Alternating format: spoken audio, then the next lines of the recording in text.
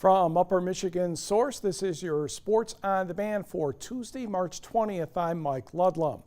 While Dollar Bay finished first in the final Upper Peninsula Basketball Little Five poll, they still needed one more victory to be sure they would be getting Team of the Year honors. They played third-ranked Cedarville last night. That's Devin Schmitz early on for three. Blue Bolts up by three, still in the first quarter. Dakota Fairchild, the Eastern Upper Peninsula Conference Player of the Year, knocks down that shot. Trojans within one. Dollar Bay responds. Brandon Thompson inside the Jaden Janke spins, scores. Dollar Bay up a pair. Jump to the third quarter. Dollar Bay led 43-30, but Cedarville would get back into it. Fairchild to Chase Fisher for three. Trojans back within 9. Then Schmitz to Jacob Iacono. Floats that one home nicely. Blue Bolts back up by 12.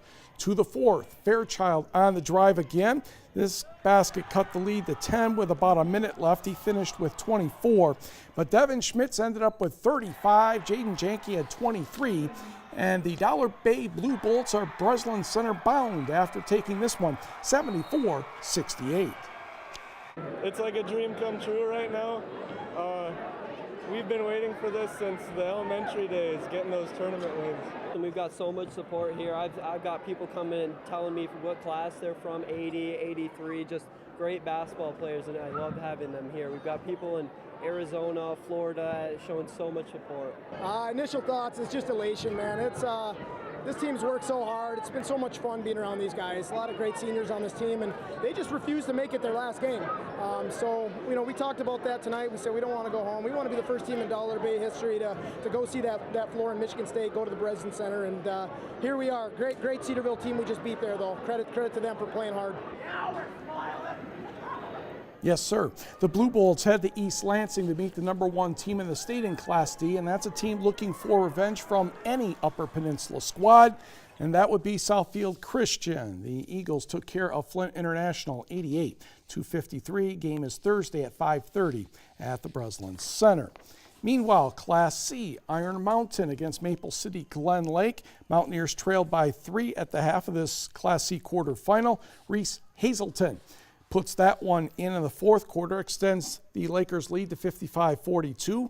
Marcus Johnson, no. Jaden Vicenzi, yes. But the Lakers were still up by 11. Cade Peterson missed a 3. Hazelton strikes again, and the Lakers are up by 13 again at 57-44.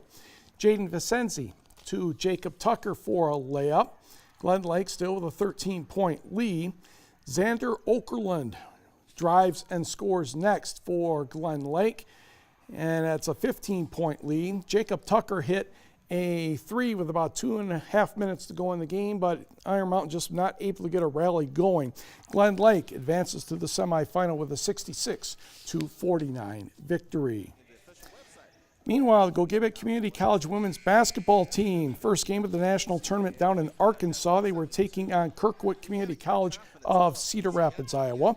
Ontonoggin's Lori Wardinski scores on the putback. The problem was the Lady Sampsons only have a 5'10 player. The Eagles have 8 players 5'11 or taller. Mackenzie Jenkins scored there.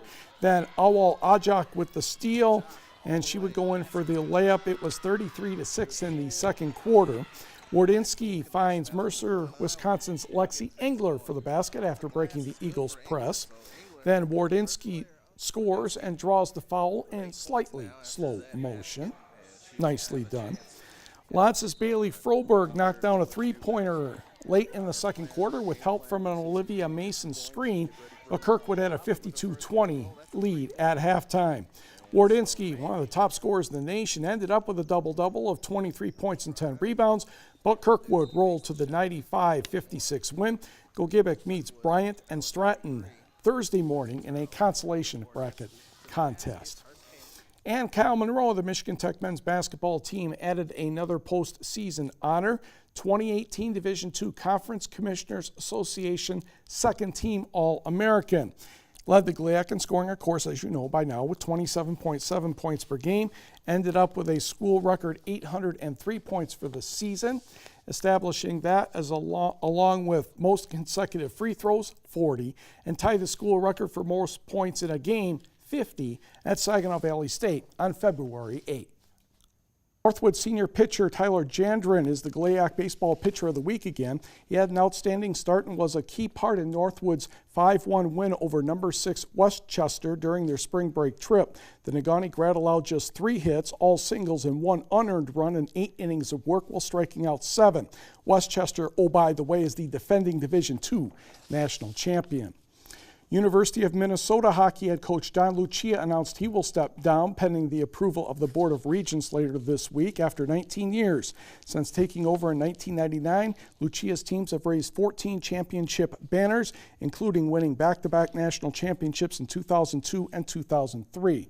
During his 31-year career as a head coach, 736 wins, ranking him 8th on the all-time list. His record with the Golden Gophers, 457, 247, and 73. And I'm sure since he was an assistant for 8 years and now is the NMU head coach, Grant Platoni will probably have his name tossed into the ring, whether he wants to be the replacement or not. And an Upper Peninsula hockey player participated in the national championship game in Minnesota. Calumet's Chelsea Jocks, a defenseman for Colgate, but they lost to Clarkson 2-1 in overtime.